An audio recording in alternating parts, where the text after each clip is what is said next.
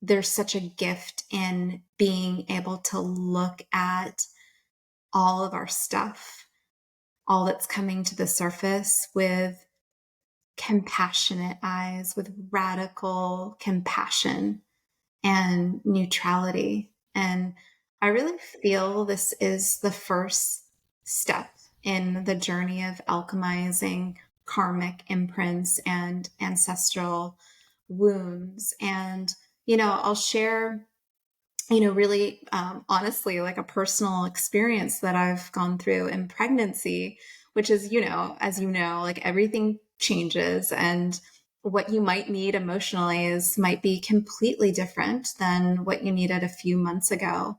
And what I was needing was like more emotional support. And I recognized myself that I was telling myself a story that my partner wasn't able to provide the emotional support that I needed. And, it started to become, how stories do, they become repetitive and we can get caught in them. And one day I recognized, and I took a step back and I said, what is the part of me that is creating the story? How is that part benefiting from this? And I really had to go within.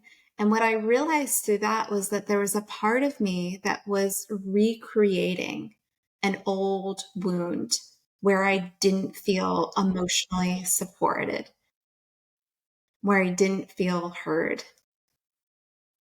And that was such a game changer. It was so powerful for me because I recognized that there was a part of me that was benefiting from the story that I was creating. It was benefiting from the pattern. And I had to look at that with neutrality and compassion. And I feel that that is the first step. There's a level of awareness of what is it that's taking place that is a pattern or a belief that's really no longer serving me, and that I'm ready to rewrite.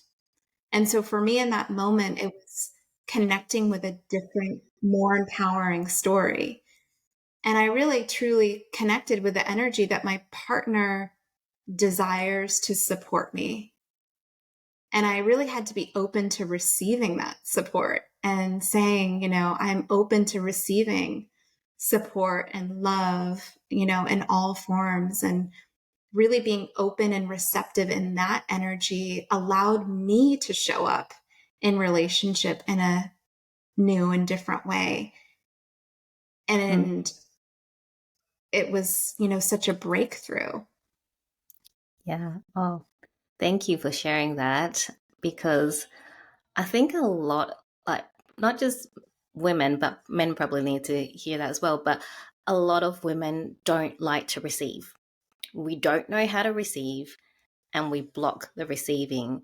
And it's funny when you said, not funny, but it was very interesting when you said that it was serving some part of you. Because of course, we like to blame everyone on the outside for making us feel a certain way, but we forget to look inside and go, actually, that part of me really actually is thriving on that story. Yes. Isn't that interesting? Yes, absolutely. And there's such power and empowerment that comes from radical responsibility, of taking ownership of the experience of our own energy and how that is feeling for us, because truly we get to create new stories that are serving us better if we so desire and choose. And so I think the first step in the process is a level of awareness of, okay, what is this experience? And perhaps understanding, okay, I see you. I feel where this is coming from. This is an old wound that I experienced in childhood, and can we be compassionate with that part of ourselves that needs a little bit extra love and tenderness and support? And, that is this part of radical compassion, of being really compassionate not creating any sense of judgment, because that keeps us in that karmic trap, in that repetitive pattern. But when we bring compassionate energy, I understand this. And can I create the safety? And I think this is the key. Can I create the safety to be able to invite a new experience?